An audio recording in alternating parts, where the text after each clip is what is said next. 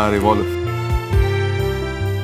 ভালো লাগছে, কিন্তু শুধু মনে হচ্ছে যে রূপুটা খুব মিস করলো। ও এই দিনটাতে এখানে থাকলে খুব ভালো হতো। শুধু রূপু কেন, নীলুও তো মিস করলো। রূপু প্রোগ্রাম করতে গেছে, নীলু শুনতে গেছে। আমি খুব খুশি হয়েছি জানো। আমি এখানে আশাস্তক দুই বোনের মধ্যে একটা ব্যবধান দেখে বরাবর আহত হয়েছি। তবে এখন মনে হচ্ছে সেই ব্যবধানটা নেই। নির্মম হলেও সত্যি ধৃতির অসুখ ওদের দুই বোনকে মিলিয়ে দিয়েছে। কি জানি, হয়তো। আসলে আমিও প্রথম থেকেই চেয়েছিলাম যে দিয়ার সঙ্গে রূপুর সম্পর্কটা স্বাভাবিক হোক, সুন্দর হোক। আসলে কি আলাদা আলাদাভাবে দুজনেই তো খুব ভালো মানুষ। একদম। আমি রূপুকে বলেওছি অনেকবার, কিন্তু ওই রূপু না। আসলে কি বলতো আর্য, নীলু আমাদের প্রথম থেকেই প্রবুদ্ধকে নিয়ে না সুখে সংসার করেছে। যখনই কলকাতায় এসেছে স্বামী নিয়ে বাচ্চা নিয়ে একেবারে ঝলমল করে উঠত সুখে। সেখানে আমাদের রূপুটা এক কোণে মুখ ভার করে পড়ে থাকতো বেচারা। জানি মেজবনি, এই কথাগুলো বলে আমাকে আর অপ্রস্তুতে ফেলবেন না। না, কিন্তু আমরা এই সমস্ত অন্য কথা এত বলছি কেন? আজ তো অন্য কথা বলার দিন নয়। আজ তো ধৃতি আর সাঁঝের গান শোনবার কথা। তা ধৃতি আর সাঁঝবাতি কই? প্লিজ ডক্টর ঘোষ, আসতে। পুরো প্রোগ্রামটা কিন্তু বানচাল হয়ে যাবে যদি দাদা ভাই বেরিয়ে আসে। মু তো দিদিমণিকে বড় দাদাবাবুর কাজটাতে বসাইন রেখে এসেছি। বলেছি যে এই কথা সে কথায় যাতে ভুলাইন রাখতে, আর ততক্ষণে মোদিকে সাজানোটা হয়ে যাবে। আর তারপর তো সাজানো হয়ে গেলে মু ফোনটা করে দেব। আর দিদিমণি বলেছে মোর ওই পাঞ্জাবিটা পরাইন বড় দাদাবাবুকে সাজান রাখবে। খুব ভালো কথা। হ্যাঁ, সবই তো ভালো, তবে আজকাল এই অনুষ্ঠান দেখলে বড্ড রাগ করে ছেলেটা।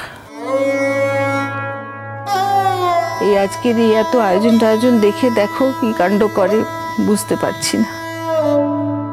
না না, তা কেন? আমরা তো সবাই আছি, সবাই মিলেই ওদের বিয়ের তারিখটা পালন করছি। এতে আর বলা বলি কি আছে? তুমি ভেবো না।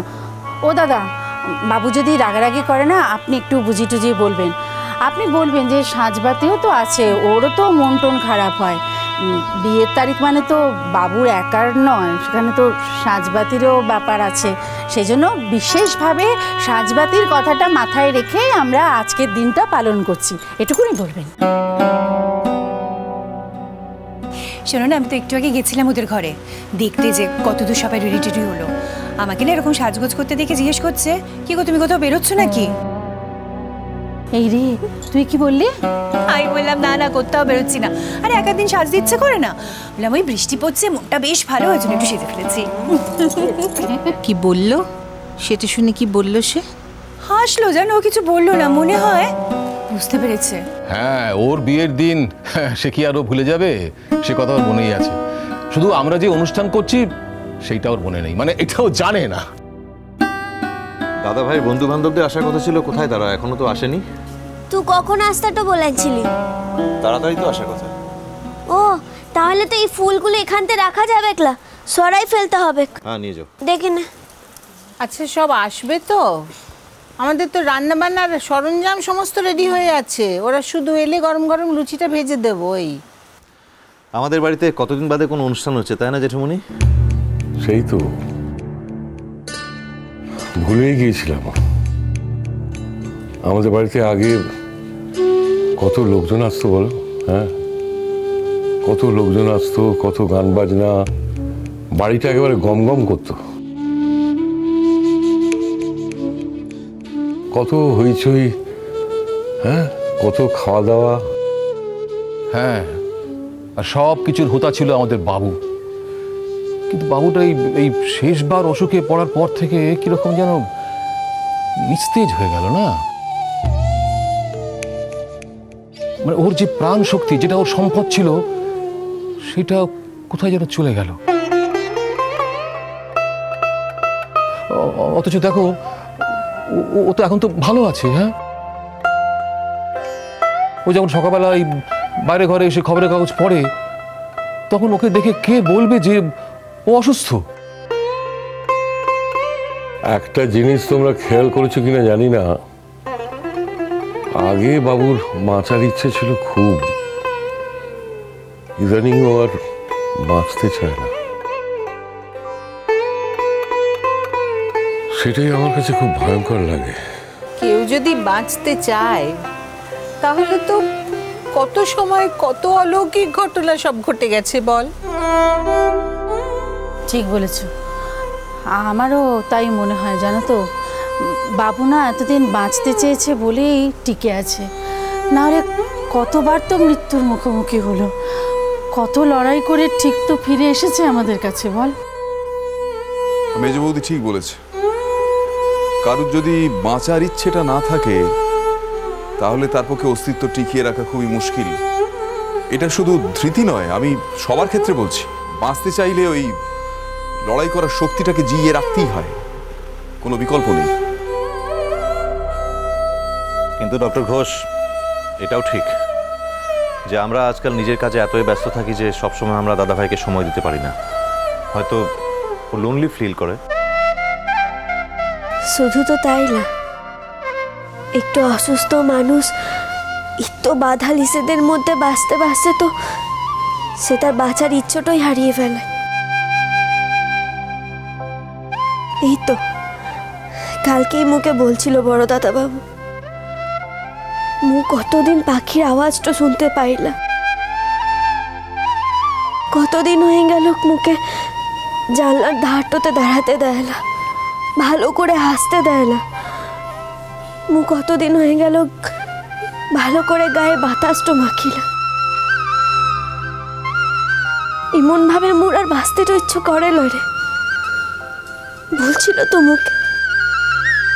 আমি সাজবাতিকে একটা কথা বলবো, এখন তোমাদের বলছি। কি বলো তো, কি বলবে তুমি ওকে? আগে আমাদের বলো।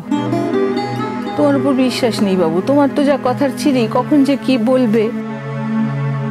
একই সাজবাতিটা মন্ত্রণগুলো খারাপ থাকে বেচারির, তারপরে আবার তোমার কথা শুনে যদি কষ্ট পায় সে আরেক কাণ্ড হবে। না মা, আপনার এই কথাটা আমি মানতে পারলাম না। বাবা কখনো কাউকে দুঃখ দিয়ে কথা বলতেই পারেন না,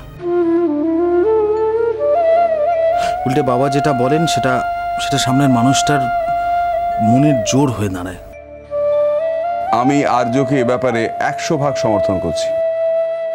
হ্যাঁ, এই হলো তোমার বৌদির এক দোষ, জানো তো, আমার উপর কখনো ভরসা করতে পারলো না। আরে বাবা, আমি মানুষটার প্রকাশটা একটু কম, তাই বলে কি আমার ভেতরটা কাটা ছাড়া চলে না? দাদা, তুমি যে বৌদিকে এত কথা বলছো, বৌদি তোমাকে কিন্তু সিরিয়াসলি কিছু বলে না, আর তুমি নিজেও এটা ভালো করেই মনে মনে জানো যে বৌদির মতো তোমাকে কেউ চেনে না, কেউ বোঝে না। যাকে সাজবাদিকে কি বলবে বলছিলে বলো। তাকে বলবো যে ওর উপর থেকে বিধিনিষেধ একটু কমিয়ে দাও,